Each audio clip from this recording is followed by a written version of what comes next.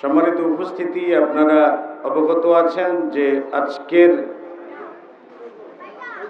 আলোচনার বিষয়বস্তু নির্ধারণ করা হয়েছে যুব সমস্যা ও সম্ভাবনা। তো এই টপিকটার উপরে স্বল্প পরিসরে কিছু আলোকপাত করার চেষ্টা করব ইনশাআল্লাহ তাআলা। যেহেতু সময় সংক্ষিপ্ত, সেক্ষেত্রে বিষয়টার উপরে সামান্য কিছু কথা বলার চেষ্টা করব ইনশাআল্লাহ তাআলা। যুব সমাজ এটা যেমন একদিক থেকে যুব সমাজের অবক্ষয় হচ্ছে, আবার অন্যদিক থেকে যুব সমাজের একটা উজ্জ্বল সম্ভাবনাও রয়েছে। যদি আমরা যুবকদেরকে সঠিকভাবে কাজে লাগাতে পারি, যদি আমরা তাদেরকে সঠিকভাবে ব্যবহার করতে পারি এবং তাদেরকে সঠিক শিক্ষাটা দিতে পারি, তাহলে আমাদের যুব সমাজ অবক্ষয় থেকে উঠে মহাসম্পদে পরিণত হইতে পারে। আমরা স্বাভাবিকভাবে যুব সমাজকে অভিযোগ করে অভ্যস্ত বা অথর্ব বলে অভ্যস্ত। আমরা বাবার কাছে যখন যুবক ছেলে কিছু বলবে, তখন বাবা তাকে ধমক দিয়ে বলে যে তুমি কি বোঝো, এসব কিছুতে তোমার মাথা দেওয়ার প্রয়োজন নাই। সমাজের ভিতর কোনো কথা বলতে যাবে, বলে তুমি কি বোঝো, কোনো প্রয়োজন নাই। মসজিদের সামনের কাতারে যাবে, এই ছেলে তুমি কি বুঝো, পিছনে যাও। তো সব দিক থেকে আমরা তাদেরকে পিছনে ঠেলে দিতে অভ্যস্ত। যতটা ঠেলে দিতে অভ্যস্ত, ততটা বুকে নিতে অনভ্যস্ত। আমরা সেই অভ্যাসটা গড়ে তুলি। তো যাই হোক, যুব সমাজ এটা একটা বৃহৎ একটা সমাজ। আমাদের দেশের ভবিষ্যৎ, আমাদের সমাজের ভবিষ্যৎ, আমাদের ঔরসের ভবিষ্যৎ, তাই না? আমাদের ভবিষ্যৎ প্রজন্ম। যে দিক থেকে বলি না কেন, যুব সমাজের একটা আবশ্যকতা রয়েছে আমাদেরও জীবনে, সমাজ জীবনেও, পারিবারিক জীবনেও কি আছে, যুব সমাজের আবশ্যকতা আছে। তো সেই আবশ্যকতা বিবেচনায় নিয়ে আমাদেরকে একটু সামনের দিকে অগ্রসর হতে হবে। যুব সমাজের অবক্ষয়ের সাইডটা হলো, কি বলে যুব সমাজ নেশা করে, এটা একটা দিক আছে। যুব সমাজ বাদ্যযন্ত্র বাজায়, গান বাজনা করে, এটা একটা দিক আছে।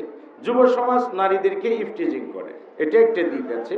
যুব সমাজ জেনা ব্যভিচারে লিপ্ত থাকে, এটা একটা দিক আছে। যুব সমাজ পতিতালয়ে যাতায়াত করে, এটাও একটা দিক আছে। আরো অনেকগুলো খারাপ দিক আছে। আমরা এগুলোকে চিহ্নিত করতে পারি। কিন্তু একটা ছেলে তো, যুবক তো আপনার সন্তান ছিল, অথবা আপনার নাতি ছিল, অথবা আপনার ভাই ছিল, অথবা আপনার ভগ্নিপতি ছিল, যে কেউ তো ছিল আমার আপনার। কিন্তু এইরকম সে ড্রাগে আসক্ত হইল কেন, গানে আসক্ত হইল কেন, বেয়াদব হইল কেন, পতিতালয়ে যায় কেন, রাস্তায় দাঁড়িয়ে ইফটিজিং করে কেন? এই কেনর উত্তরটা যদি আমরা খুঁজি, তাহলে থলের বিড়ালটা বেরিয়ে আসে। কালো বিড়াল বলেন, সাদা বিড়াল বলেন, বেরিয়ে আসবে। তার মানে হইল, মূলে অপরাধী হলো মুরব্বীরা। সমাজকে দোষ দিয়ে তো আর লাভ নেই। কারণ একজন মুরব্বী যেমন সমাজের অংশ, একটা যুবকও সমাজের অংশ, একটা শিশুও সমাজের অংশ, মা সমাজের অংশ, মেয়েও সমাজের অংশ। সকলেই মিলেই তো একটা সমাজ প্রতিষ্ঠিত হয়। আল্লাহ রাব্বুল আলামিন বলছেন, মান ইবতাগি গায়রাল ইসলামি দীনান ফালান ইউকবালা মিনহু ওয়া হুয়া ফিল আখিরাতি মিনাল খাসিরিন। আল্লাহ তাআলা বলছেন, যে ব্যক্তি ইসলাম ছাড়া অন্য কোনো আদর্শকে তালাশ করে, বা অন্য কোনো দিনকে, অন্য কোনো আদর্শকে তালাশ করে অনুসরণ করবার জন্য, আল্লাহ তাআলা বলছেন ফালাই ইউকবালা মিনহু, তার কোনো ইবাদত কবুল করা হবে না। ওয়া হুয়া ফিল আখিরাতি মিনাল খাসিরিন, সে আখিরাতে ক্ষতিগ্রস্তদের অন্তর্ভুক্ত হবে, যারা ধ্বংসপ্রাপ্ত হবে তাদেরই অন্তর্ভুক্ত হবে। মুহাম্মদ রাসূলুল্লাহ সাল্লাল্লাহু আলাইহি ওয়াসাল্লাম বলছেন, মানুষদেরকে, এখানে কিন্তু যুবকদেরকে ইন্ডিকেট করে বলেন নাই, সকলকেই, সর্বশ্রেণীর মানুষকেই রাসূল সাল্লাল্লাহু আলাইহি ওয়াসাল্লাম বলছেন, লা তাতবাউন্না সানানা মান কানা ক্বাবলাকুম, অবশ্যই তোমরা অনুসরণ করবে, অনুকরণ করবে, তাবেদারি করবে, সানানা মান কানা ক্বাবলাকুম, তোমাদের পূর্ববর্তী যে জাতিগুলো ছিল সেই জাতিদের সুন্নাতের, সেই জাতিদের আদর্শের অনুকরণ করবে, সেই জাতিদের কাছ থেকে সভ্যতা নেবে, সংস্কৃতি নেবে, সমাজনীতি নেবে, রাষ্ট্রনীতি নেবে, অর্থনীতি নেবে, যত সেক্টর আছে সবগুলো সেই জাতির থেকে তোমরা গ্রহণ করবে। তো লা তাতবাউন্না সানানা মান কানা ক্বাবলাকুম, কেমন? শিবরান, প্রতি বিঘতে বিঘতে, প্রতি বিঘতে বিঘতে, বা যিরাআন বিযিরাইন, প্রতি হাতে হাতে। একটা জিনিস দেখবেন যে আপনার ডান হাতের একটা বিঘত শেবটটাকে যদি বাম হাতের বিঘতের সঙ্গে লাগিয়ে দেন তাহলে সমান হয়ে যায়, মানে কোনো কম বেশি থাকে না, ছোট বড় থাকে না।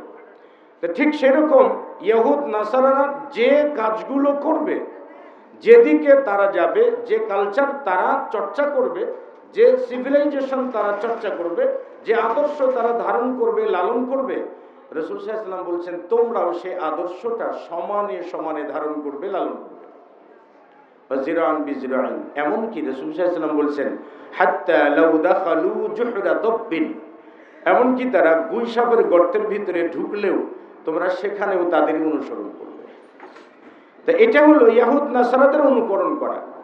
যুব সমাজের অবক্ষয়ের মৌলিক যে জায়গাটা সেটা হলো ইহুদ নাসারাদের অনুকরণ করে তাদের পোশাক পরিচ্ছদ, কালচার, আপনার সভ্যতা, যাবতীয় কিছু, এই সব কিছুকে নিজের মতো করে সাজিয়ে নিয়েছে। এই জন্য তাদের কাছে মদ পান করাটা কি বলে, মদ এখন তো আপনার কি বলে বিভিন্ন নাম ধারণ করেছে। মদের নাম ইয়াবা হয়েছে, ইয়াবা হয়তো আপনারই ছেলে, হয়তো বা রাত জেগে জেগে এটাই সেবন করছে, আপনি বুঝতে পারছেন না। হয়তো বা ছেলের সঙ্গে মেয়েও সেবন করছে, আপনি বুঝতে পারছেন না। অথবা যে কেউ করছে আপনার সমাজের, আপনার পরিবারের, আমার সমাজের, আমার পরিবারের করছে, কিন্তু বুঝতে পারতেছি না, কিন্তু সে নেশায় আসক্ত। কেন নেশায় আসক্ত? কেন? কারণ পশ্চিমা ইহুদ নাসরাদের কাছে এই মদের বিষয়টা স্বাভাবিক, অত্যন্ত। এমনকি তারা গাড়ির টায়ারও পরিষ্কার করে এই মদ দিয়ে। ইন্না আলাল্লাহি আহদান আইয়াসকিয়াহু মিন তিনাতিল খাবাল, আল্লাহ তাআলা প্রতিশ্রুতিবদ্ধ যে আল্লাহ তাআলা তাকে তিনাতুল খাবাল পান করাবে। সাহাবা ইকরামগণ জিজ্ঞেস করছিলেন, ইয়া রাসূলুল্লাহ মা তিনাতুল খাবাল, এই তিনাতুল খাবালটা কি ইয়া রাসূলুল্লাহ? ক্বালা, রাসূল সাল্লাল্লাহু আলাইহি ওয়াসাল্লাম, আরাকু আহলিন নার, জাহান্নামবাসীর ক্ষত নিঃসৃত ফুটন্ত পুজ যেগুলো আছে এগুলোকে বলা হয় কি আপনার তিনাতুল খাবাল। এগুলো মদ্যপ ব্যক্তি যে তাওবা না করে মারা গেছে তাকে আল্লাহ তাআলা কিয়ামতের দিন খেতে দেবেন বা পান করতে দেবেন। আমাদের যুব সমাজের অবক্ষয়ের সাইডটা হলো তারা নেশা করে, তারা আসক্ত হয়েছে। এরপরে কি বলে, তারা বাদ্যযন্ত্র বাজিয়ে গান বাজনা পছন্দ, ডিজে নাচ ইত্যাদি এই সব কিছুই কি পছন্দ করে। তারা যাত্রাপালার আয়োজন করে সেখানে নর্তকী নিয়ে এসে নাচানো পছন্দ করে ইত্যাদি। নারীর প্রতি তারা আসক্ত হয়, এরকম কিছু পছন্দ করে। এগুলো হলো তাদের অবক্ষয়ের সাইট। অনেকগুলো অবক্ষয়ের সাইট আছে, কিন্তু একটা প্রশ্ন নিজের কাছে করুন না, সেটা হইল তাদের এই অবক্ষয়টা কেন হইল, কি কারণে হইল? কারণ বলুন তো, জন্মের পরে কি কোনো ছেলে নেশা করে? করে না। জন্মের পরে কোনো ছেলে কি ইফটিজিং করে? করে না। জন্মের পরে সে ছেলে কি মিথ্যা কথা বলে? বলে না। জন্মের পরে সেই ছেলে কি জেনা করে? করে না। তাহলে বড় হওয়ার পরে মা বাবার তত্ত্বাবধানে থেকে, একটা সমাজের ভিতরে থেকে, একটা পরিবারের ভিতরে থেকে, একটা সংখ্যাগরিষ্ঠ মুসলিম দেশে বসবাস করে সে কি করে মাদকাসক্ত হইতে পারে?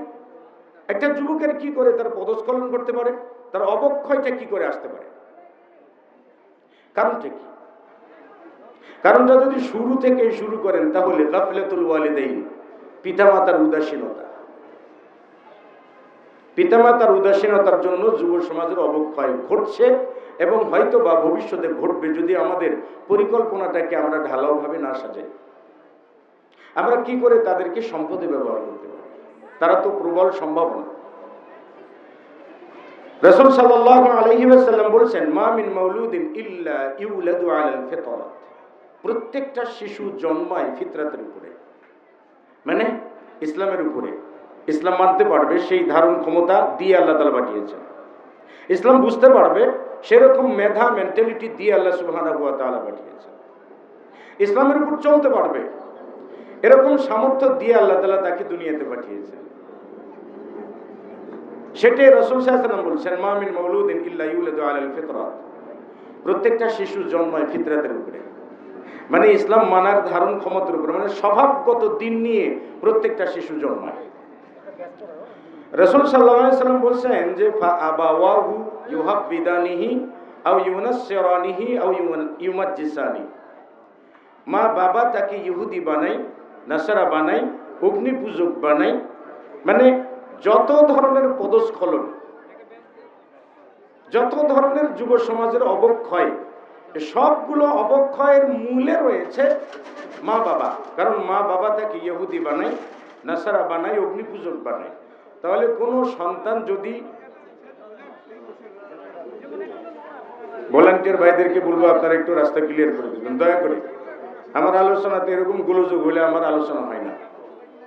একটু দয়া করে একটু আপনারা জায়গাটা ক্লিয়ার করে দিবেন, যাতে কথাবার্তা কম চলে। যতটুকু কথা বলি যাতে কথাবার্তা আমার কাছে কানে কম আসে আর কি। জি, তো বলতেছিলাম যে ফাআবাওয়াহু ইউহাব্বিদানিহি আও ইউনাসসিরানিহি আও ইউমাজ্জিসানিহি, তার মানে হইল একটা সন্তানের অবক্ষয়ের জন্য মা বাবার অবদান আছে, যথেষ্ট অবদান আছে, যথেষ্ট অবদান আছে। একটা মা বাবার তত্ত্বাবধানে থেকে একটা শিশু নেশা করে, তার পদস্খলন ঘটছে, তার অবক্ষয় ঘটছে, তাহলে সেক্ষেত্রে মা বাবা কি দায়ী হবেন না? আর মুহাম্মদ রাসূলুল্লাহ সাল্লাল্লাহু আলাইহি ওয়াসাল্লাম ওটাই তো বলছেন। তাইলে আমাদের যেমন পরিবার দায়ী, হয়তো বলবেন যে আমরা সন্তানদেরকে কি পদস্খলন চাই, যুব সমাজকে কি নষ্ট করতে চাই? হ্যাঁ, চাই না। কারণ আপনার সন্তান জন্মের পরে আপনার ভালোবাসা পেতে চাইছে, আপনি সেটা দেননি, কারণ আপনার ব্যস্ততায় আপনি ব্যস্ত থেকেছেন। আপনার একটু সময় চেয়েছে, কিন্তু সেই সময়টা আপনি দেননি, বরং তাকে আপনি ব্যবসা নিয়ে ব্যস্ত থেকেছেন। জন্মের পরে আপনার সন্তানকে ফিতরাত শেখানো উচিত যে আল্লাহ তোমাকে সৃষ্টি করেছে, আল্লাহর একত্ববাদ শেখানো উচিত, সেটা শেখানো নেই। বরং জন্মের পরে আমরা শিখেছি কি করে বড়লোক হবে, টাকা হবে, কোটিপতি হবে, কি করে তুমি সারা বিশ্বে কি বলে দেশের ভিতরে একটা উল্লেখযোগ্য বিত্তশালী হতে পারবে, আমরা সেই দিকে সন্তানদেরকে দাবি করেছি।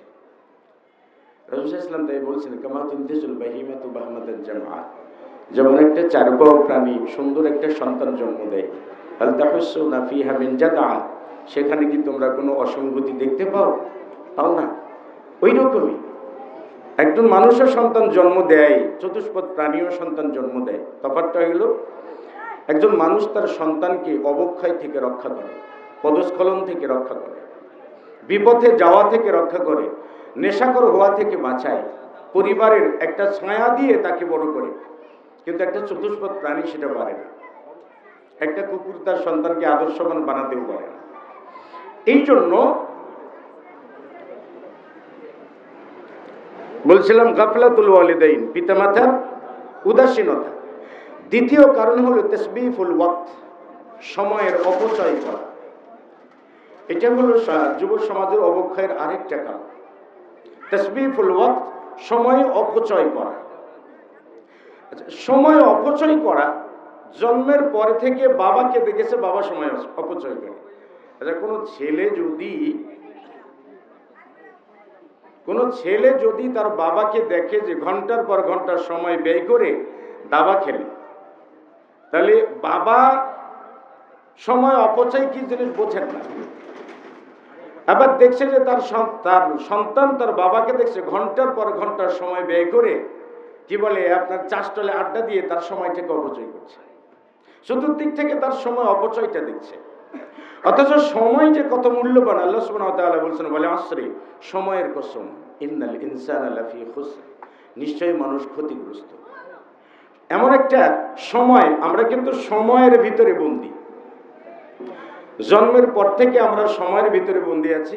যৌবনকাল আসছে, তাও সময়ের ভিতরেই।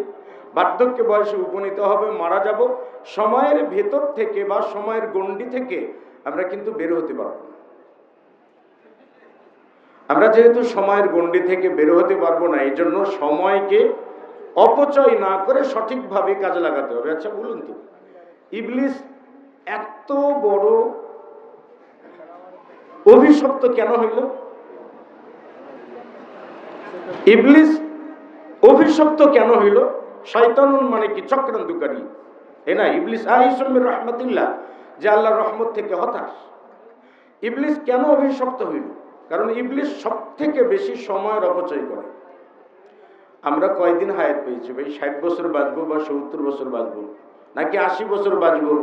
ভাগ্য ভালো হলে 100 বছর বাঁচতে পারি, 105 বাঁচতে পারি, বা 90 বাঁচতে পারি। আর যদি আরো ভাগ্য ভালো হয় তো 10 বছরই চলে যেতে পারি, 20 বছরই চলে যেতে পারি। তাহলে অল্প সময় নিয়ে আমরা কাজে লাগাতে পারি না। কিন্তু ইবলিস সেই সময় কাল থেকে হায়াত পেয়েছে, কিয়ামত পর্যন্ত বেঁচে থাকবে। এত লম্বা হায়াত পাওয়ার পরে, এত দীর্ঘ জীবন পাওয়ার পরেও এই লম্বা হায়াতটাকে ইবলিস কাজে লাগাতে পারে না। এজন্য সব থেকে বেশি সময় অপচয় করে হলো ইবলিস। আর যে ব্যক্তি সময়ের অপচয় করে, সঠিকভাবে কাজে লাগায় না, আল্লাহ রাব্বুল আলামিন বলেন ইন্নাল মুবাদদিরিনা কানু ইখওয়ানাশ শায়াতিন। অপচয়কারীরা শয়তানের ভাই। শয়তান যেমন অপচয় করেছে সর্বদিকটা, ওই রকম যে ব্যক্তি অপচয় করে, হোক সেটা সময়ের অপচয় করুক না কেন। আব্দুল্লাহ বিন দাক্কাক রাহিমাহুল্লাহ তিনি বলছেন যে আল ওয়াক্তু মা আনতা ফীহি, সময় হলো যে অবস্থাতে তুমি আছো। ইন কুনতা ফিস সিগার, তুমি যদি ছোটকালে থাকো তাহলে এটাই তোমার সময়। ইন কুনতা ফিস সাবিয়্যি, তুমি যদি শিশুর ভিতরে থাকো তাহলে এটাই তোমার সময়। ইন কুনতা ফিস সুরুর, তুমি যদি আনন্দের ভিতরে থাকো এটাই তোমার সময়। ইন কুনতা ফিল মুসিবা, তুমি যদি বিপদগ্রস্ত থাকো তাহলে এটাই তোমার সময়। ইন কুনতা ফিল আখিরা, যদি তুমি আখিরাতে থাকো এটাই তোমার সময়। ইন কুনতা ফিদ দুনিয়া, যদি তুমি দুনিয়ায় থাকো এটাই তোমার সময়। তার মানে আপনি যে অবস্থায় আছেন এটাই আপনার সময়, এটাই আপনার টাইম। আপনি এখন থেকে 1 ঘন্টা অতিবাহিত হয়েছে, বা আমি আলোচনা করেছি, ধরে নিন যে 20 মিনিট বা এরকম কিছু আলোচনা করেছি। এই 20 মিনিটের ভিতরে যে সকল ভাইরা গল্প করে সময় কাটিয়েছেন, নিছক গল্প করে সময় কাটিয়েছেন, বাদাম খেয়ে সময় কাটিয়েছেন, তর্ক করে সময় কাটিয়েছেন, এই আধা ঘন্টা আপনার জীবনে কি কখনো ফেরাতে পারবেন? পারবেন না। আসবে? আসবে না। আধা ঘন্টায় কতগুলো পাপ করেছেন একটাবার কি হিসাব করেছেন? সেই পাপগুলোর জন্য ইস্তেগফার করার সময় আপনি কখন পাবেন? মালাকুল মউত যদি এখনই আসে তো আপনি কি সেই সময়টা পাবেন? পাবেন না। 5টা মিনিটেরও আপনি হিসাব দিতে পারবেন না, কিছু দিতে পারবেন না। এজন্য আমরা সময়ের ফেরে বন্দি। যত দিকে আমরা চিন্তা করি সময়ের ভিতরে বন্দি। এজন্য সময়কে সঠিকভাবে কাজে লাগাতে। রাসূল সাল্লাল্লাহু আলাইহি ওয়াসাল্লাম বলছেন যে 5টি বিষয়কে তোমরা গনিমত মনে করো। 5টি বিষয় আসার আগে প্রথম যেটা রাসূল সাল্লাল্লাহু আলাইহি ওয়াসাল্লাম বলছেন, শাবাবাকা ক্বাবলা হারামিক, মানে তোমার যৌবনকালটাকে গনিমত মনে করে নাও বার্ধক্য আসার আগে। বার্ধক্য যে কখন এসে যায় বুঝতে পারি না। যুবক ছিলাম, টকবকে যুবক ছিলাম, দাপিয়ে বেড়েছি চতুর্দিকে, আস্তে আস্তে আস্তে আস্তে হঠাৎ করে বুড়ো হয়ে গেলাম তো বুঝতেই পারি না। হঠাৎ করে কান চলে গেল, হঠাৎ করে চোখ চলে গেল, 500 পাওয়ারের চশমা দিয়েও ভালো করে কিছু দেখতে পাই না। হঠাৎ করে স্মৃতিশক্তি চলে গেল, খাওয়ার পরে মনে হয় খাই নাই। সালাতে দাঁড়িয়ে কয় রাকাত সালাত পড়লাম বুঝতে পারি না, 3 পড়লাম না 4 পড়লাম বুঝতে পারি না, মনে থাকে না। একটা দোয়া যদি শিখতে চাই সেটাও মনে থাকে না। সারাদিন চেষ্টা করে একটা শব্দ মুখস্থ করতে পারি না। কখন যে সময়কালটা আসলো বুঝতে পারি না। তাসবিহুল ওয়াক্ত। তো যুব সমাজের অবক্ষয়ের 2 নম্বর কারণ হলো কি? সময়ের অপচয় করা। 3 নম্বর কারণটা হলো কি জানেন? যুব সমাজকে সমাজ সংস্কারের জন্য সামনের দিকে না রাখা। মুরব্বী যারা আছেন তারা রাগ করবেন না, কষ্ট নেবেন না, নিজেরা সমাজ সংস্কার করবেন না, এরকম মেন্টালিটি মাথার ভিতরে নাই। কিন্তু যুবকরা যে সমাজটা সংস্কার করে দেবে, আপনি তাদেরকে সামনে দেবেন। সমাজ নিয়ে কথা বলতে দেবেন না, বলবেন তুমি কি বোঝো। আপনার পরিবার নিয়ে কথা বলতে দেবেন না, বলবেন যে তুমি কি বোঝো। মসজিদ নিয়ে কথা বলতে দেবেন না, বলবেন তুমি কি বোঝো। স্কুল নিয়ে কথা বলতে দেবেন না, বলবেন তুমি কি বোঝো। কেন রে ভাই? মুহাম্মদ রাসূলুল্লাহ সাল্লাল্লাহু আলাইহি ওয়াসাল্লাম নবুয়ত পাওয়ার আগে কি করেছিলেন বলেন তো? হালফুল ফুজুল নামে একটা সংগঠন করেছিলেন না? সমাজকে বদলে দেবার জন্য করেছিলেন না? তখন তার বয়স কত ছিল? এ ভাই 25 বছর বয়স ছিল তার।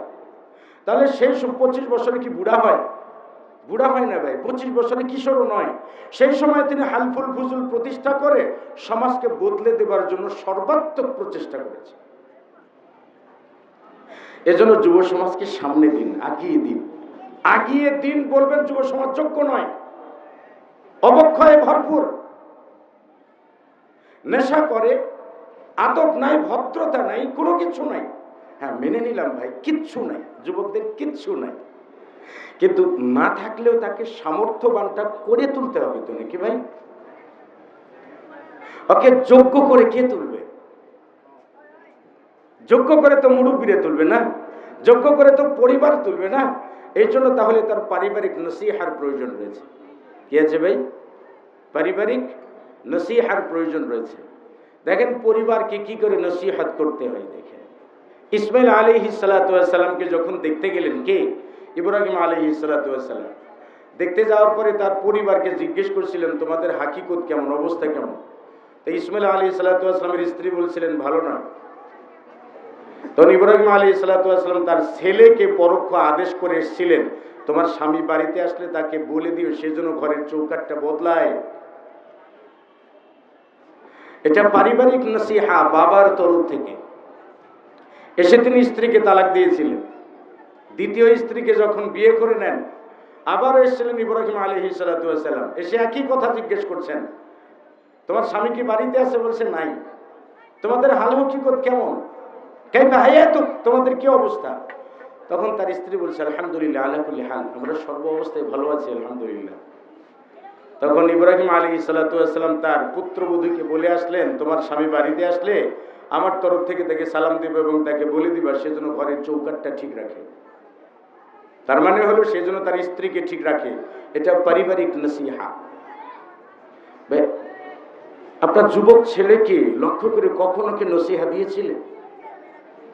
বরং হাজারটা বার বলছেন, তুই মানুষ না, তুই আমার ওরসে জন্মেছিস কেন, আমার পরিবারের অভিশাপ, অনেক কিছু গালাগালি করেছেন রে ভাই।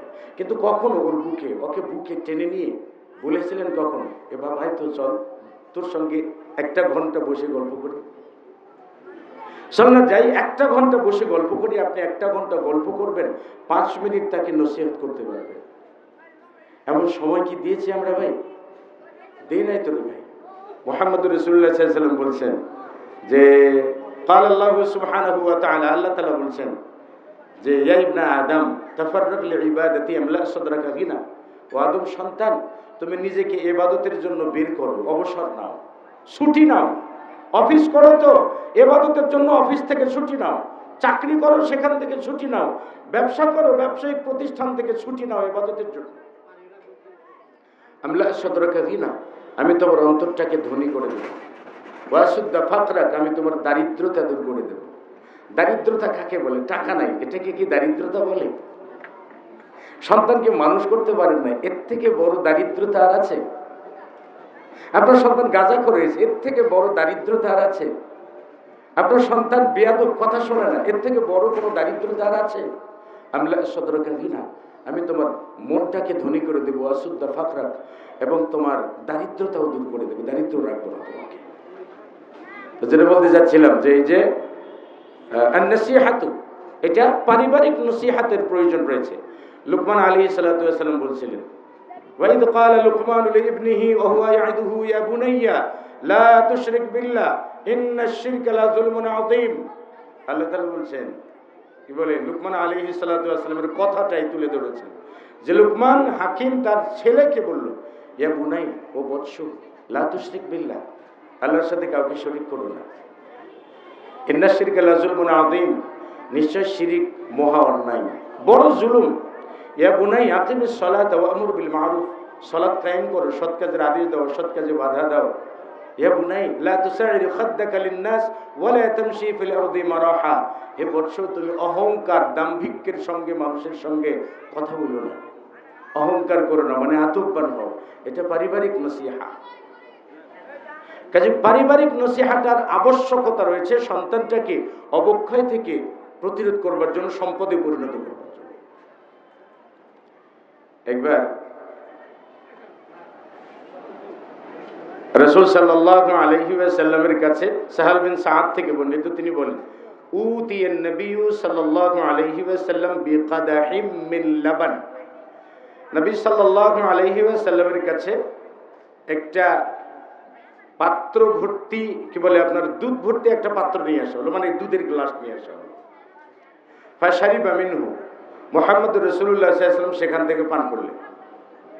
পান করার পরে তিনি অন্যকে দেবেন। কাকে? পান করার পরে অন্য একজনকে দেবেন।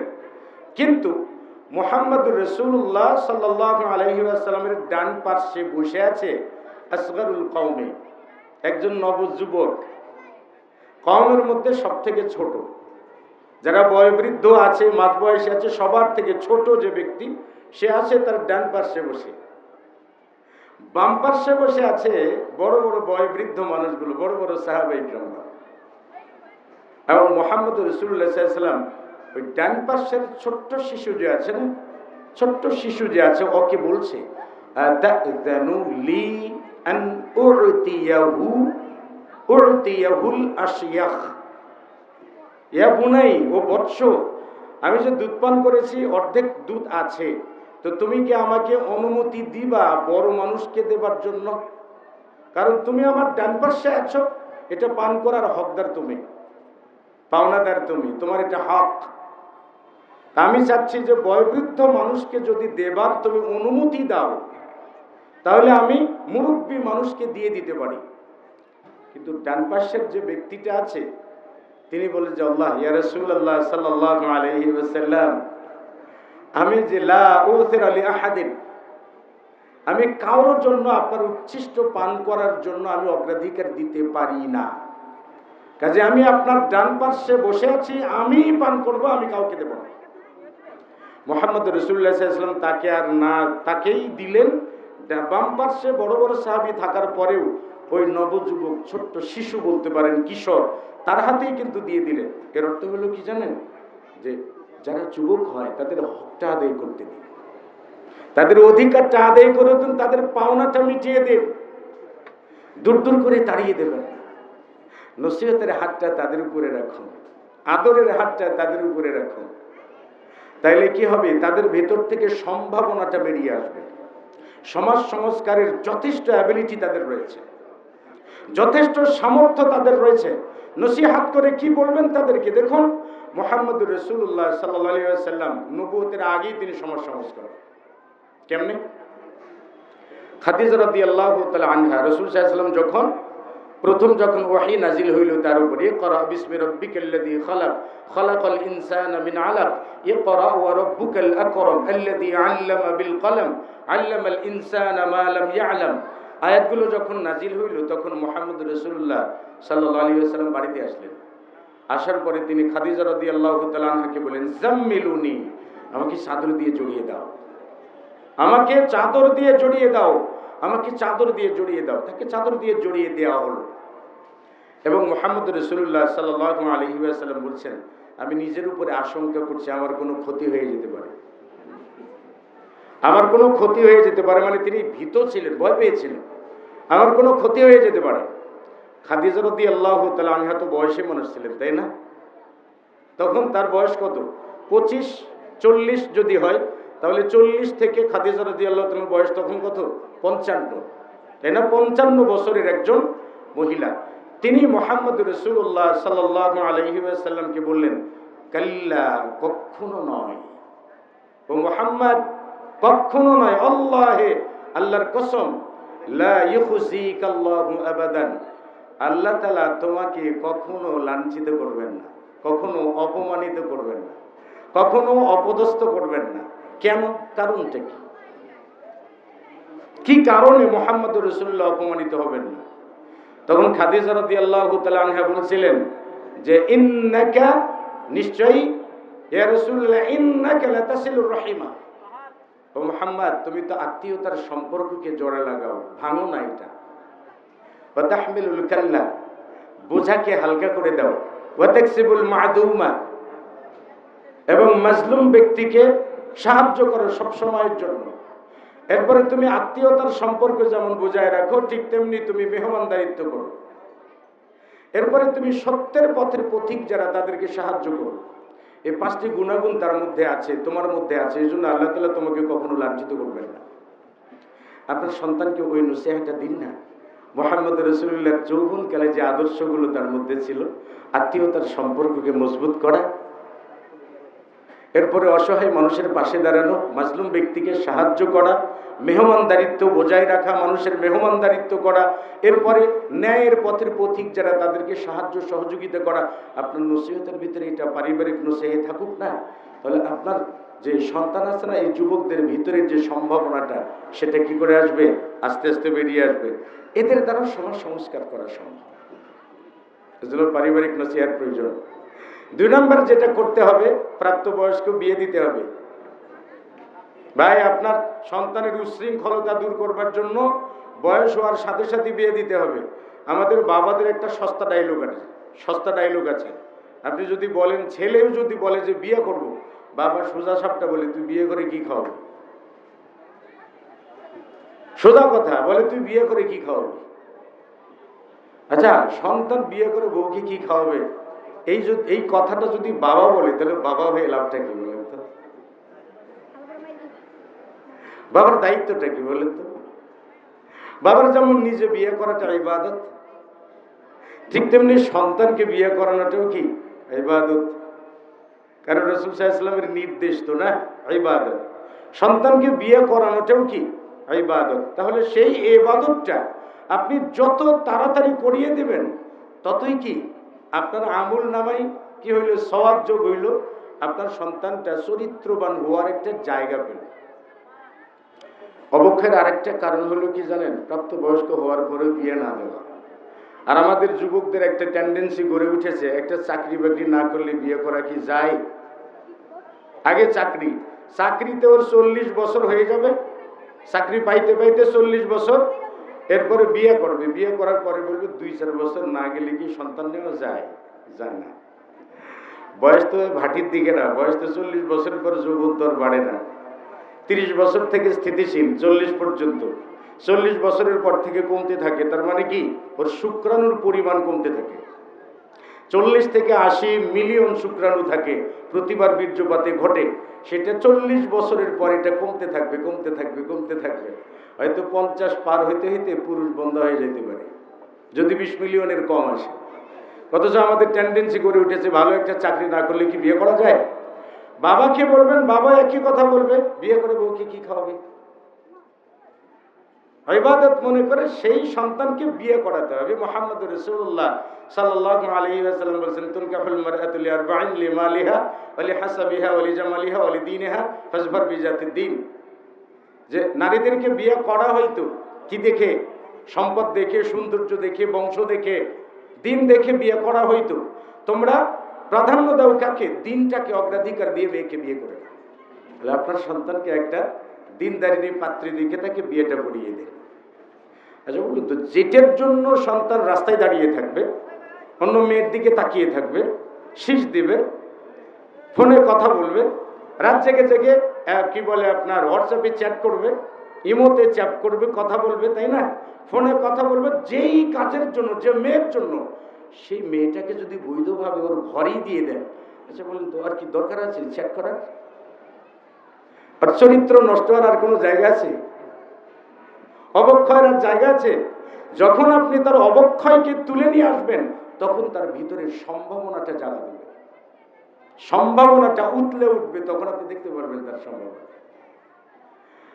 মুহাম্মদ রাসূলুল্লাহ সাল্লাল্লাহু আলাইহি ওয়াসাল্লাম বলছেন, ইদা খাতাবা ইলাইকুম মান তারদাউনা দীনাহু ওয়া খুলুকা। মেয়েদের বাবা যারা রয়েছেন, এমন কেউ যদি তোমাদের মেয়েদের জন্য বিয়ের প্রস্তাব দেয়, কোন ছেলের তরফ থেকে যদি বিয়ের প্রস্তাব আসে, মান তারদাউনা দীনাহু ওয়া খুলুকা, যার দিন এবং চরিত্র সম্পর্কে ভালো জানো, দিন সম্পর্কেও খুশি তোমরা যে না ছেলেটা দিনদার, ধার্মিক, ভালো পরহেজগার ছেলে, খুলুকাহু, তার চরিত্র সম্পর্কেও ভালো জানো, চরিত্র ভালো আছে, সব দিকই, দিনও ভালো, চরিত্রও ভালো, মুহাম্মদ রাসূলুল্লাহ সাল্লাল্লাহু আলাইহি ওয়াসাল্লাম বলেছেন ফাযাউইজুহু, তার সঙ্গে বিয়েটা দিয়ে দাও। যদি বিয়ে না দাও তাহলে ফাইল্লাম তাফআলু তাকুম ফিতনাতুন ফিল আরদি ওয়া ফাসাদুন আরিদ, তাহলে দুনিয়াতে ফিতনার সৃষ্টি হবে, বিপর্যয়ের সৃষ্টি হবে। কেন? আপনার মেয়েকে যেমন বিয়ে দিলেন না দিনদার পাত্র দেখে সম্পদের পিছনে ছুটছেন ওই রকম, তাহলে আপনার ভাগ্যে আসবে কি একটা সম্পদ লুবি আসবে। আপনি প্রতিদিন যৌতুক দেবেন কিন্তু হাউস মিটাতে পারবেন না। একটা সময় পিটনি খেয়ে আপনার মেয়ে আপনার বাড়িতে চলে আসবে। এটা গেল 1 নাম্বার।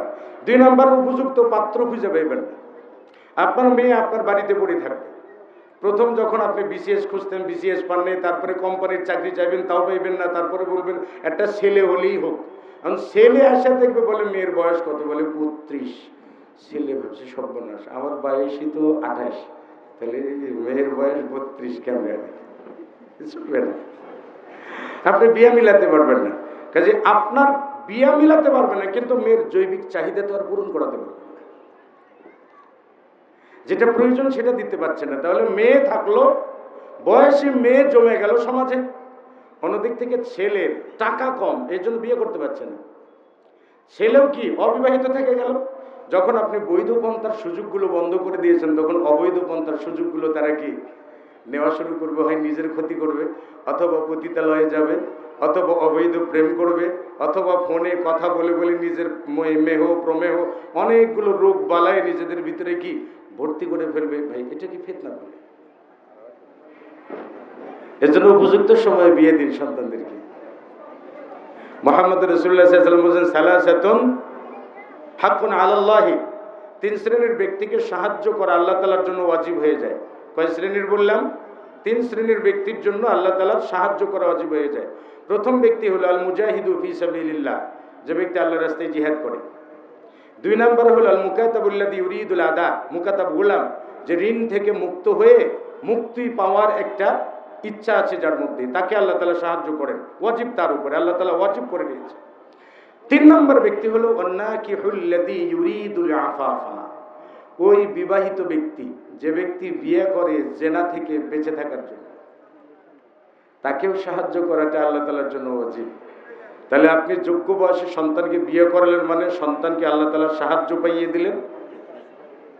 আল্লাহ তাআলার সাহায্য পাবে মানে কি তার পদস্খলন আর ঘটবে না, সে কি হবে আপনার সমাজের জন্য সম্ভাবনাময় হবে। কেন ভাই যুবককে কেন সামনে রাখবেন না আপনি? কারণটা কি? কোন কারণে রাখবেন না? মুহাম্মদ রাসূলুল্লাহ সাল্লাল্লাহু আলাইহি ওয়াসাল্লাম বলেছেন সাবআতুন ইউযিল্লুহুমুল্লাহ ফি যিল্লিহি, 7 শ্রেণীর মানুষকে আল্লাহ তাআলা কিয়ামতের দিন তার আরশের ছায়ার নিচে জায়গা দান করবেন। আরশের ছায়ার নিচে জায়গা দান করবেন।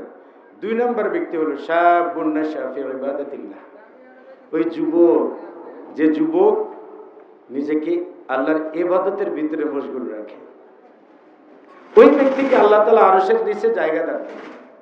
তার মানে কি আরশের ছায়ার নিচে জায়গা প্রাপ্ত যুব সমাজ। ভাই, সেই যুব সমাজকে আমরা জাহান্নামের দিকে ঠেলে দিচ্ছি কেন? কেন জাহান্নামের দিকে ঠেলে দিচ্ছি? যুব সমাজের ভিতরে লজিক্যালি চিন্তা আছে, আধুনিক চিন্তা আছে, শিক্ষা দীক্ষা সবই আছে। এরপরে কি তাদের শক্তির তেজস্ক্রিয়তা আছে, যৌবনের যেমন চাহিদা রয়েছে, তেমনি যে কোনো বিষয়কে মোকাবেলা করার মতো শক্তি এবং সামর্থ্য তাদের আছে। আপনি তাদেরকে সামনে রাখবেন না কেন? মুহাম্মদ রাসূলুল্লাহ সাল্লাল্লাহু আলাইহি ওয়াসাল্লামের একজন প্রসিদ্ধ সাহাবী ছিলেন, কে জানেন? আব্দুর রহমান বিন আওফ। এই আব্দুর রহমান বিন আওফ রাদিয়াল্লাহু তাআলা আনহু বলছেন যে আমি বদরের যুদ্ধে গেলাম। বদরের যুদ্ধে যাওয়ার পরে আমার ইচ্ছা ছিল যে আমার ডানে এবং বামে যাতে বীর কোনো যোদ্ধা পড়ে, কোনো বীর যোদ্ধা বলে আমি নিজেকে নিরাপত্তায় অনুভব করতে পারবো, যে আমি একজন নিরাপদ হইলাম আর কি। ডান দিক থেকে কিছু সাহায্য পাইতে পারি, বাম দিক থেকে কিছু সাহায্য পাইতে পারি যদি বীর যোদ্ধারা থাকে। কিন্তু আব্দুর রহমান বিন আওফ রাদিয়াল্লাহু তাআলা আনহু বলছেন যে আমার ডান এবং বামে তাকিয়ে দেখি যে নবযুবক, কেবল মাত্র যুবক হয়েছে। আমরা যাদেরকে প্রথম কাতার থেকে ছাঁটাই করি, আউট আউট, যাও যাও, পিছনে যাও পিছনে যাও, এই ছেলেগুলা একটা ডান পাশে দাঁড়াচ্ছে আর একটা বাম পাশে দাঁড়াচ্ছে। এখন আব্দুর রহমান বিন আওফ রাদিয়াল্লাহু তাআলা আনহু বলছেন যে এটা আমার কাছে কেন যেন অস্বস্তির লাগলো। আমি চিন্তা করছি যদি বীর যোদ্ধা থাকতো আমার জন্য ভালো হইতো। আমি এরকম করে চিন্তার ভিতরে আছি। চিন্তার ভিতরে থাকতে থাকতেই এই 2 নবযুবকের একজন আমাকে টকা দিয়ে গামা জানে আমাকে টকা দিয়ে বলছে, এই আম্মি, ও চাচা, আতারিফু আবা জাহলিন, আপনি কি আবু জেহেলকে চেনেন? আব্দুর রহমান বিন আউফ বলছেন, বাবা, আবু জেহেলকে দিয়ে তুমি কি করবা? তখন ওই ছেলে বলছে যে ইন্নী আহাদুল্লাহ, আমি আল্লাহ তাআলার কাছে প্রতিশ্রুতি অঙ্গীকার করেছি। অঙ্গীকারটা করেছি কি, যে আমি আমার তরবারি দিয়ে আবু জেহেলকে হত্যা করব। হয় তাকে তরবারি দিয়ে কেটে হত্যা করব, না হয় আমি মৃত্যুবরণ করব। এখন আব্দুর রহমান বিন আউফ বলছেন যে আমি একটু আশ্চর্য হয়ে গেলাম যে মানুষ কি, তার অর্ডারটা কি, চাওয়াটা কি, দেখেছেন মানুষ কি, তার চাওয়া কি। এই ভাবতে ভাবতে বাম পাশের জন কামাজানি আমাকে টোকা দিয়ে বলছে, এই আমি আপনি কি আবু জেহেলকে চেনেন? একই কানে ফিস ফিস করে, যাতে অন্য কেউ না শোনে, চেনেন?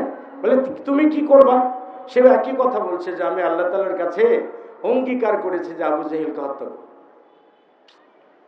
আব্দুর রহমান বিন আউফ বলছেন যে আমি তো আশ্চর্য হয়ে গেলাম। এরকম ঘোরাঘুরি করতে, এরকম চিন্তা করতে করতেই দেখলাম যে সামনে আবু জেহেল।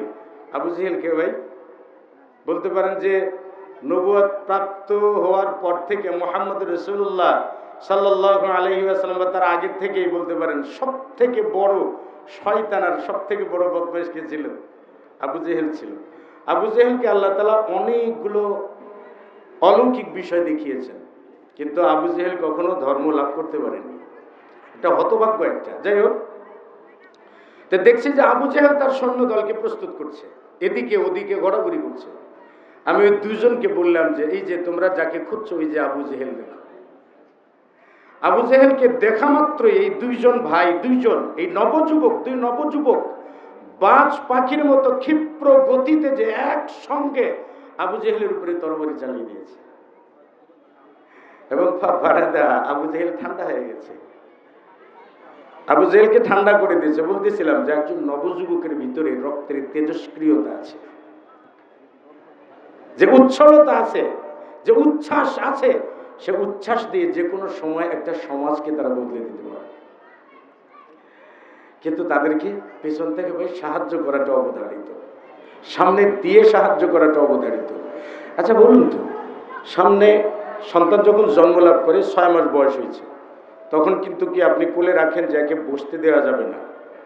বলেন কি যে অযোগ্য ছোট মানুষ, বসতে দেওয়া যাবে না, তাই কি বলেন? নাকি বিছানার উপরে সুন্দর করে বসে রাখেন, না বসতে পারলে পিছনে বালিশ দেন, বালিশ দিয়ে বসতে পারে না, ডান পাশে বালিশ দেন, ডান পাশে বালিশ দেওয়া হয় না, পড়ে যায় বাম পাশে, ওখানেও একটা বালিশ দেন। মানে কি আপনি ওকে বসানোর চেষ্টা করছেন। যখন তার 7 মাস বয়স হয়, কাঁপতে কাঁপতে দাঁড়াতে চায়, আপনি তার হাতে একটা কাঠি দেন, পড়ে যায় আবার দাঁড় করে দেন, পড়ে যায় আবার দাঁড় করে দেন। আপনি 2 লোক দেন, আঙুল দেন তাকে, যেটা ধরে দাঁড়াতো, দাঁড়ানো শিখুক। সেই শিশুটাকে আপনি দাঁড়ানো শিখিয়েছেন, খাওয়া শিখিয়েছেন। সেই শিশুটা যখন 14-15 বছর পার করে যুবক হয়েছে, সে এতটা অপরাধী হলো কি করে আপনার কাছে? তাও আবার বিবেককে জিজ্ঞেস করে দেখুন না একবার, আপনার কাছেই। কেন তাকে আপনি সমাজের একটা সম্পদ মনে করে দাঁড় করাতে পারেন না? বেটা সামনে চল, পিছনে আছি তো। মুহাম্মদ রাসূলুল্লাহ যুবক ছিলেন। আবু তালেব কি বলেছিল? আমার রক্তের শেষ বিন্দু থাকা পর্যন্ত তোমার কাজে আমি সাহায্য করব। সে তো অমুসলিম ছিল ভাই। আপনি মুসলিম, আপনার সন্তান মুসলিম, আপনার সন্তানকে এই কাজে আপনি সাহায্য করবেন না? এই টেন্ডেন্সি বদলাতে হবে ভাই। এখান থেকে আমাদের বেরিয়ে আসতে হবে। যুবককে আপনি কেন দায়িত্ব দেবেন? তাদের রক্তের তেজস্ক্রিয়তা আছে, সমাজকে বদলে দিতে পারে। আমাদের কি বলে বর্তমান জেনজি বলে না, জেনজি আছে না, জেনজি আছে না, জেনজি কিশোর কিশোরী, তাই না? এটাই তো বলা হয় জেনজি। আপনারা দেখেছেন তো জেনজি কিভাবে লিড করে? দেখেন নেতৃত্বটা, আমার কাছে মনে হয় নেতৃত্বটা কতটা চাক্ষুষ, মানে মানে চৌকসতা রয়েছে এর ভিতরে। আপনি চিন্তা করে দেখুন যে বাংলাদেশের গোয়েন্দা ডিপার্টমেন্ট কয়েক স্তরের রয়েছে। পুলিশের আছে, তাই না, র্যাবের আছে, কয়েকটা আপনার গোয়েন্দা সংস্থা রয়েছে। সেই গোয়েন্দা সংস্থাকে ফাঁকি দিয়ে নিজেদেরকে সংগঠিত করা, সারা দেশের ছাত্রছাত্রীদেরকে সংগঠিত করে রাখা, আপনি কি একেবারেই ধাক্কা দিয়ে ফেলে দিতে পারবেন যে তোদের মাথায় কিচ্ছু নেই? পারবেন আপনি? সব থেকে প্রতাপশালী 16 বছর ছিল, ভাবছিলেন জীবনে আর যাবে না, কিন্তু দেখবেন যে স্কুল কলেজের ছেলেরাই নেতৃত্ব দিয়ে একটা পরিবর্তন আপনাদেরকে আনিয়ে দিয়েছে। তাদের উপরে কেন ভরসা করতে হবে? মুহাম্মদ রাসূলুল্লাহ সাল্লাল্লাহু আলাইহি ওয়াসাল্লাম বদরের যুদ্ধের দিনে ভাষণ দিচ্ছিলেন যে ইন্না ফিল জান্নাতি মিআত দারাজাত, জান্নাতের ভিতরে 100টি স্তর রয়েছে। আ'আদ্দাহাল্লাহু লিল মুজাহিদিনা ফি সাবিলিল্লাহ, প্রত্যেকটা স্তরের মাঝে আসমান জমিন সমান ব্যবধান। আর এই জান্নাতটাকে আল্লাহ তাআলা প্রস্তুত করে রেখেছেন লিল মুজাহিদিনা ফি সাবিলিল্লাহ, আল্লাহর রাস্তায় যারা জিহাদ করে তাদের জন্য। তখন উমাইর নামক একজন সাহাবী ছিলেন, উমাইর বিন হুমাম রাদিয়াল্লাহু তাআলা আনহু। তিনি তখন বললেন যে বাহ বাহ, মানে আমরা যেটাকে বলি ভেরি গুড, এখন আবার বলি আমরা ভেরি নাইস, তাই না? এরকম অনেক সুন্দর, ভেরি গুড। মুহাম্মদ রাসূলুল্লাহ সাল্লাল্লাহু আলাইহি ওয়াসাল্লাম বলেছেন মাই ইয়াহমিলুকা আলা কওলিকা, তোমাকে এটা বলতে উদ্বুদ্ধ করলো, এটা বলছো কেন? তখন সে বলছে ইয়া রাসূলুল্লাহ জান্নাতুন, একটা জান্নাত, সেই জান্নাতের নিচের পিঠ আর উপরের পিঠ আসমান জমিন সমান। ক্বালা রাসূলুল্লাহ নাম, হ্যাঁ। তা আমি যে এটা বলছি ইয়া রাসূলুল্লাহ, আমি যাতে সেই জান্নাতের একজন অধিবাসী হইতে পারি, আমি এই জন্য এটা বলছি, বাস বাস বলছি। নবী সাল্লাল্লাহু আলাইহি ওয়াসাল্লাম বলছেন যে ইন্নাকা মিন আহলিহা, নিশ্চয়ই তুমি সেই জান্নাতের অধিবাসী হবে। এরপর উমাইর বিন হুমাম রাদিয়াল্লাহু তাআলা আনহু ব্যাগ থেকে খেজুর বের করা শুরু করছে, বের করে খাচ্ছেন, খেজুর খাচ্ছেন। আমরা যেমন বাদাম বা কি বলে সলা বুট যাই বলি, তাই না? খাই না দাঁড়িয়ে থেকে বা বসে থেকে, টোকাই, এরকম। তো ও খেজুর বের করে খাওয়া শুরু করছে। খেতে খেতে এই খেজুরগুলোকে ফেলে দিয়ে বলছেন যে খেজুর শেষ হওয়া পর্যন্ত যদি জীবিত থাকি তো ইন্নাহা লাহায়াতুন তাওয়িলা, এটা অনেক লম্বা হায়াত হবে, এত সময় আর বেঁচে থাকার সময় নেই। এই জন্য তরবারিটা বের করে যুদ্ধের ময়দানে ঝাঁপিয়ে পড়লেন আর শাহাদত বরণ করলেন। বোঝা যায় কি জানেন, যুবকরা মৃত্যু কখনো ওইটা ভাবে কম। মাথার ভিতরে যদি রক্তের গরম চড়ে যায় তাহলে মৃত্যু কেন? এই পৃথিবী পুরো বিশ্ব তাদের তালুতে দিলেও ওদের কাছে কিছু না, যদি একটা আদর্শের উপরে যদি আপনি তাদের মাথাটাকে গরম করতে পারেন, নিয়ন্ত্রণ করে তাদের যদি সুন্দর একটা আদর্শবান করে তৈরি করে দিতে পারে। সে ছিল কি? যুবক, সেও ছিল যুবক।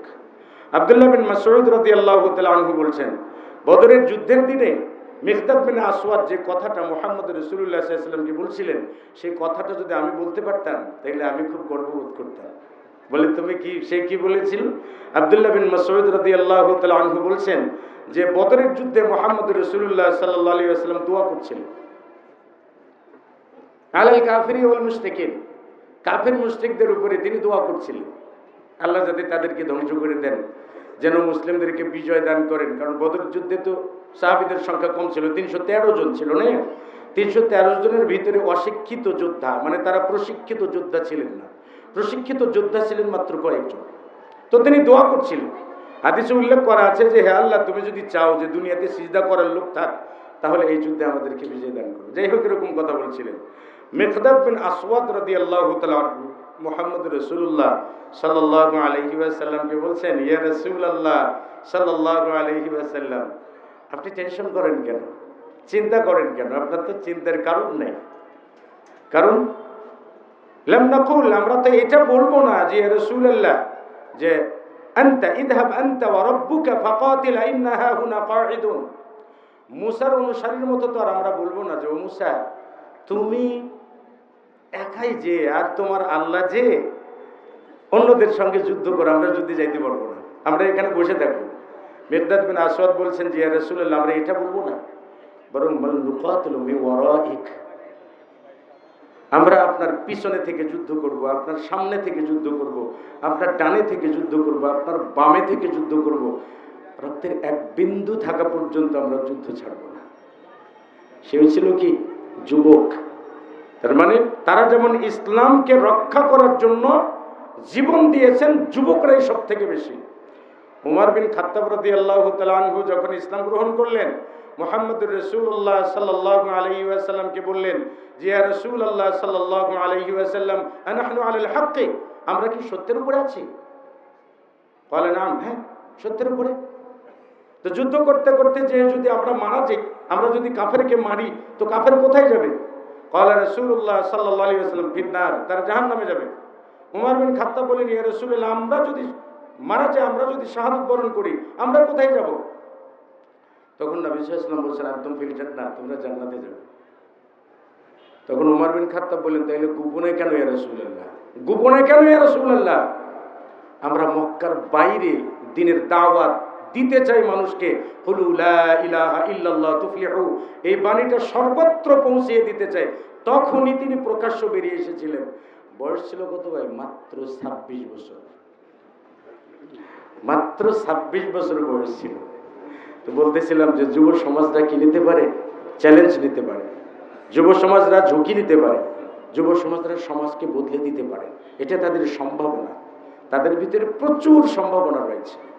কিন্তু দুঃখিত হইল আমাদের জন্য, দুঃখ আমাদের জন্য যে আমরা তাদের সম্ভাবনাটাকে বের করতে পারি না। বের করতে পারবো কোত্থেকে? কারণ আমি আমার পরিবার নিয়ে আমি কি নই? সচেতন নই। কারণ আমার পরিবার নিয়ে আমি সচেতন নই।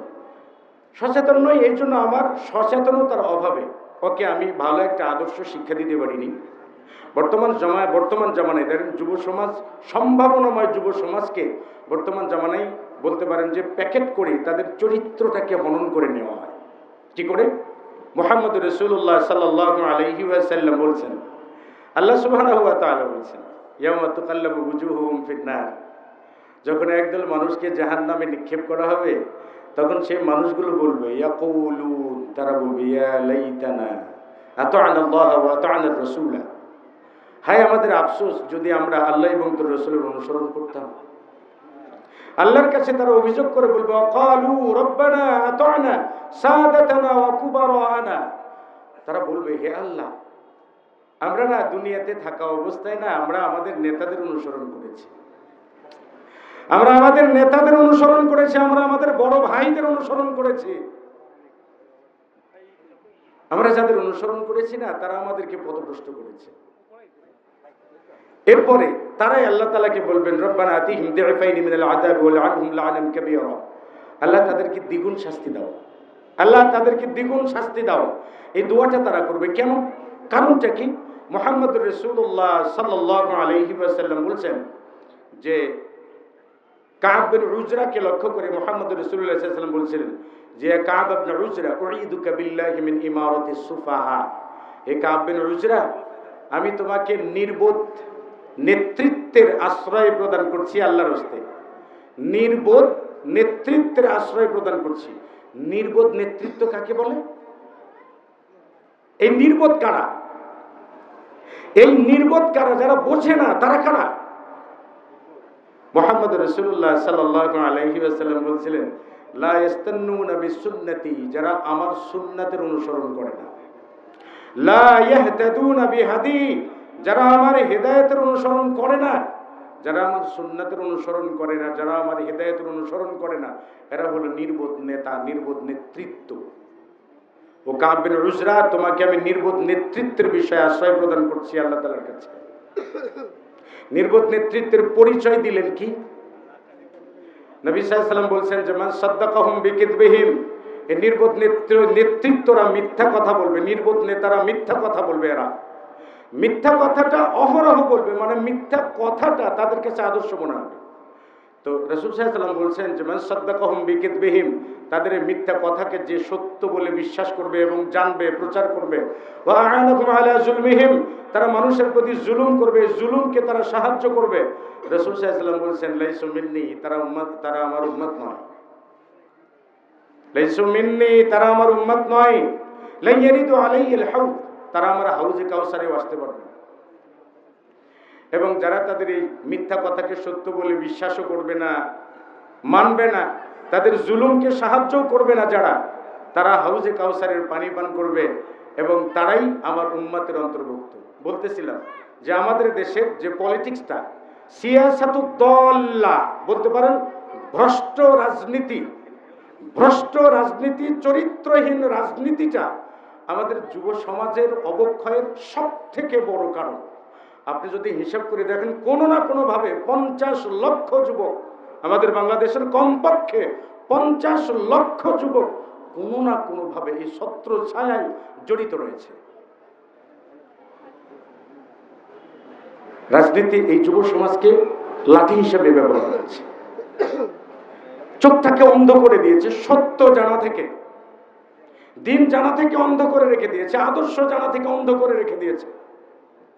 এই রেখে দিয়ে তাদেরকে একটা সাইডে এমন ভাবে তৈরি করে ফেলেছে যে আপনি কল্পনা করতে পারবেন না। বিরাট একটা যুব সমাজ। এর জন্য যুবকদেরকে বলবো, আপনারা কাদের পিছে ছোটেন? যাই হোক, একটা নির্বাচনকালীন ডিউটি ছিল, আমার একজন আঙ্কেল ছিলেন, পুলিশে চাকরি করে। তো উনি বলছিলেন যে এই দেখো আমাদের দেশের যুবকরা ভালো হবে কি করে, কেমনে ভালো হবে, এদের ভিতর প্রচুর সম্ভাবনা রয়েছে কিন্তু বের করা যাচ্ছে না। কেন? এই যে ট্রাক যাচ্ছে দেখছো, রাস্তা দিয়ে ট্রাক যাচ্ছে, এই ট্রাকের ভিতরে মাদক আছে, ফেন্সিডিল আছে, বোতলে বোতলে ফেন্সিডিল আছে। পুলিশের অফিসারের অর্ডারে এই বোতলগুলো ধরা হবে। বোতলগুলো ধরার পরে সেটা তো রাষ্ট্রীয়ভাবে তো জমা দিতে হবে, কিন্তু জমা না দিয়ে অফিসার কি করবেন, অনেকগুলো টাকা নিয়ে এই মাদকগুলোকে ছেড়ে দেবে। লক্ষ লক্ষ পিস ইয়াবা পাবেন, টাকা নিয়ে ছেড়ে দেবে। লক্ষ লক্ষ কি বলে পিস বোতল, কি বলে ফেন্সিডিল পাবে, সেটাও টাকা নিয়ে ছেড়ে দেবে। এই যে টাকা নিয়ে ছেড়ে দেওয়ার অর্থ হলো কি, আমার কাছে মূল টাকা, আমার কাছে সমাজ বদলানো নয়, আমার কাছে ইসলাহুল মুস্তামির এটা কোনো বিষয় নয়। এই জন্য ভাই আমাদের যুব সমাজের সম্ভাবনাটাকে বের করে আনতে পারতেছে না। এজন্য পারিবারিকভাবে নসিহতের ব্যবস্থা করুন, আপনার সন্তানকে আপনি নিয়ন্ত্রণ করুন, শাসন করুন, ওদের ভিতরের সম্ভাবনাটাকে আপনি জাগিয়ে দিন। দেখবেন আপনার যুবক সন্তানটাও আপনার চক্ষু জুড়াতে পারবে, সমাজকে বদলে দিতে পারবে। মসজিদ, মাদ্রাসা বলেন, দিন, সব কিছুকে তারা এগিয়ে নিতে পারবে, পুরো সমাজটাকে তারা বদলে দিতে পারবে। আল্লাহ রাব্বুল আলামিন আমাদের সকলকে সে তৌফিক দান করুন। আল্লাহুম্মা আমিন ওয়া আখির দাওয়ানা আলহামদুলিল্লাহি রাব্বিল আলামিন। আসসালামু আলাইকুম ওয়া রাহমাতুল্লাহি ওয়া বারাকাতুহু।